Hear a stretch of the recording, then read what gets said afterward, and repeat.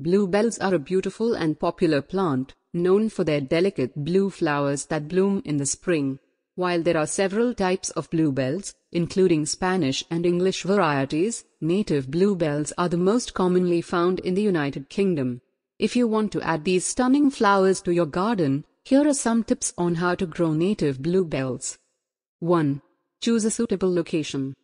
Native bluebells thrive in woodland areas or areas with partial shade, so it's important to choose a location that provides these conditions. They prefer moist soil that is well draining, so make sure the area has good drainage. 2. Plant bulbs in the autumn. The best time to plant bluebell bulbs is in the autumn, between September and November. You can plant them either in pots or directly into the ground, making sure they are about 10 centimeters deep and spaced about 10 centimeters apart. Make sure the bulbs are planted with the pointed end facing upwards. 3. Keep the soil moist. Bluebells prefer moist soil, so it's important to keep the soil around them moist, especially during dry periods. You can do this by watering them regularly, or by adding a layer of mulch around the plants to help retain moisture. 4. Avoid disturbing the bulbs. Once bluebell bulbs have been planted, it's best to avoid disturbing them as they can be sensitive to disturbance. Try to avoid digging in the area around the bulbs and be careful when mowing or trimming nearby. 5. Allow the foliage to die back naturally.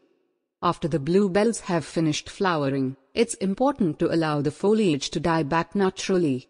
This allows the bulbs to store energy for the next year's growth. Once the foliage has completely died back, you can remove it if desired.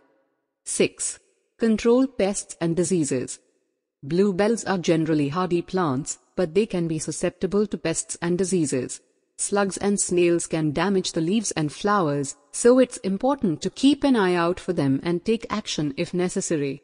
You can also treat bluebells with a fungicide to prevent fungal diseases such as botrytis.